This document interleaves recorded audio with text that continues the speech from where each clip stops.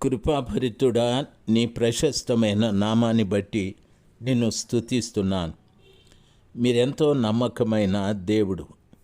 మీరు అద్భుతాలు, ఆశ్చర్యాలు చేసే దేవుడు. అయ్యా, కనికరాన్ని చూపెట్టండి.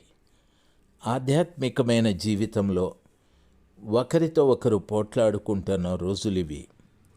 మేము ఎవరితో యుద్ధం చేయాలనో అది మరిచి విడిచి యుద్ధము చేయకూడని మా సహోదరులతో పోట్లాడుకుంటూ ఉన్నాం. మా మనోనేత్రములు వెలిగించండి. మీ మాటలు మా చెవిని పడి దాన్ని గ్రహించుటకు కూడా సాయం చేయండి. శత్రువైన సాతానుడు చాలా సులభంగా మాలో ఒకరికొకరికి పోటాటలు పెట్టి మమ్మల్ని నాశనం చేస్తూ ఉంది. స్వామి, ఆ సత్యం ప్రజలు గుర్తెరుగుటకు సహాయం చేయమని యేసు ప్రభుల వారి నామంలో ప్రార్థిస్తున్నాను తండ్రి. Amen, amen.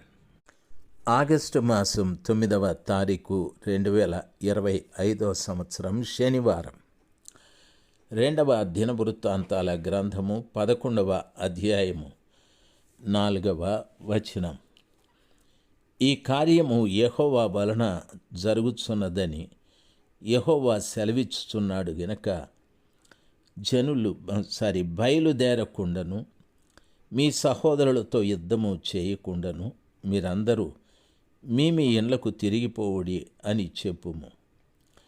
కావున వారు యెహోవా మాటలు విని యరొబాముతో యుద్ధము చేయటం మాని వెళ్ళిపోయిరి. ప్రియులారా, ఇజ్రాయేలు వారందరితో ఈ మాట ప్రకటించమని ప్రభుల వారు సెలవిచ్చారు. దేవుని వాక్యము సెలవిస్తుంది. యూదా వారు బెన్యామీనీయులు 180,000 మంది సిద్ధపడ్డారు. అయితే షమయ అనే భక్తుడు ఇజ్రాయేలు వారితో చెప్పిన యెహోవా వాక్కు వారు విని వారి ఇండ్లకు వెళ్ళిపోయారు. ఒక విషయాన్ని చెప్తాను. చిత్తూరు ప్రాంతంలో ఒక కుటుంబము ఉంది. ఆ కుటుంబంలో అందరూ భక్తిపరులే. తండ్రి సిఎస్ఐ చర్చ్కి వెళ్తారు.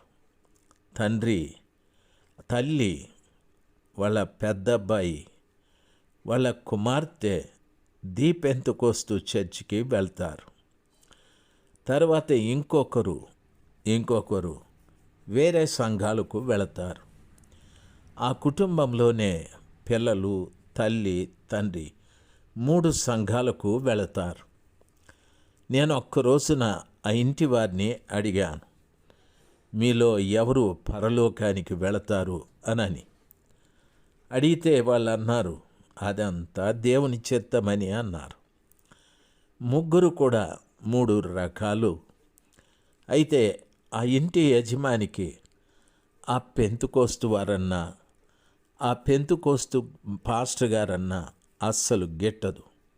వారిని బాగా బూతులే మాట్లాడతాడు. ప్రియులారా, గమనించాలి.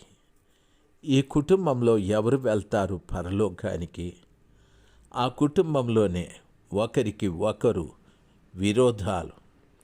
ప్రభుల వారు సెలవిచ్చారు, ఈ రోజున తనకు తాను విరోధముగా ఏర్పడిన ఏ రాజ్యమైనా నిలవదని ప్రభుల వారు సెలవిచ్చారు. ఎక్కడ చూసినా సువార్త కూడికలు, ఉజ్జీవ కూడికలు, స్వస్థత కూడికలు, ఏవేవో పేర్లు, ఆన్లైన్ ప్రేయర్లు. ప్రియులారా, గమనించాలి. ఉపవాస కూడికలు, వాగ్దాన కూడికలు, ఎన్నెన్నో. మనము ఒకరిని చూసి ఒకరు నేర్చుకుంటూ పనులు చేస్తూ ఉన్నాం.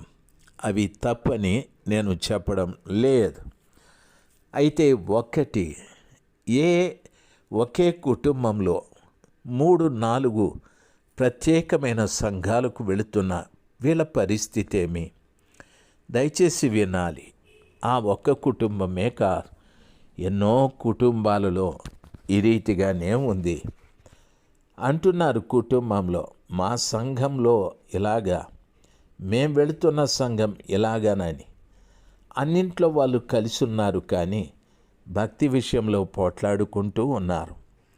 వింటున్న దైవ జనాంగమా, ఒకవేళ మీ కుటుంబంలో కూడా ఇలాగే ఉందేమో, దయచేసి మానుకోనండి.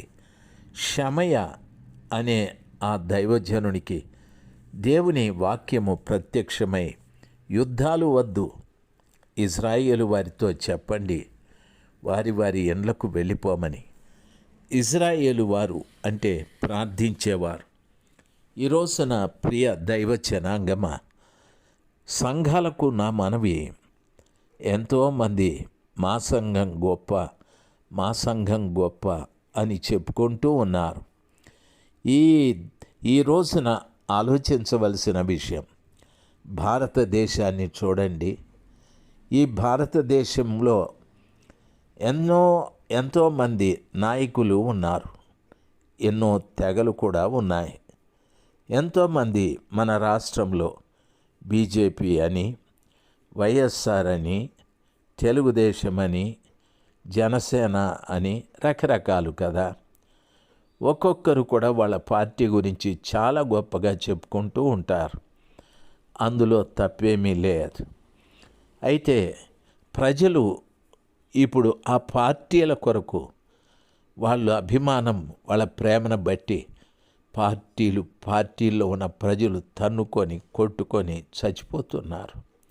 నాయకులు క్షేమంగా ఉన్నారు. అయ్యలారా, క్రైస్తవ్యం కూడా ఆ రీతిగానే మారిపోయాదండి. మాది ఆ సంఘం, ఈ సంఘం అని ఒకరినొకరు తోలనాడుకోవడం, దూషించుకోవడం. మా సంఘం ఇది, మా సంఘ సిద్ధాంతాలు ఇవి, మా సంఘ ఆచారాలు ఇవి అని ఈ మధ్యన నాకు ఒక్కరు తగిలారు. ఆయన తగలడం అంటే ఏదో మాట మీద ఆయన అన్నాడు, సార్ మీరు పాస్టర్ గారు కదా, నేను ఎక్కడో పోస్టర్లో చూశాను అని. ఎక్కడన్నా చూసుకో బాబు, ఎవరో అంటించి ఉంటారు, నువ్వు చూసి ఉంటావని. ఆయన అన్నాడు, సార్ నేను ఏ సంఘానికి వెళ్తానో తెలుసా అన్నాడు. తెలియదు బాబు, నువ్వు చెప్తే కదా తెలిసేదని. ఆయన అన్నాడు, ఫలానా సంఘానికి వెళ్తానని. నేను వెరీ గుడ్, మంచిది, వెళ్ళండి అనని. మీరు సార్ అన్నాడు. నేను ఫలానా సంఘం అని లేదు బాబు, ఎవరు వాక్యం చెప్దురా అని పిలిస్తే వాళ్ళకి వెళ్ళి వాక్యం చెప్పొస్తాను, అది నా పరిస్థితి. ఆయన అన్నాడు, అట్లా చేయకూడదు సార్. మీకు పెళ్ళి అయిందా అన్నాడు. అయింది బాబు అని. మా దైవ సేవకులు పెళ్లి చేసుకోరు సార్, మా దైవ సేవకులు పరిశుద్ధులు, మీరు పరలోకానికి పోరని నేరుగా ఒక మాట చెప్పినాడు నాకు. పోకపోతే పోనీలే బాబు, మంచిది, మీ అయ్యగారులు పెళ్లి చేసుకోలేదు, వాళ్ళు పరిశుద్ధులు, నువ్వు చేసుకున్నావా అని అడిగినాను. 3 పిల్లలు అన్నాడు.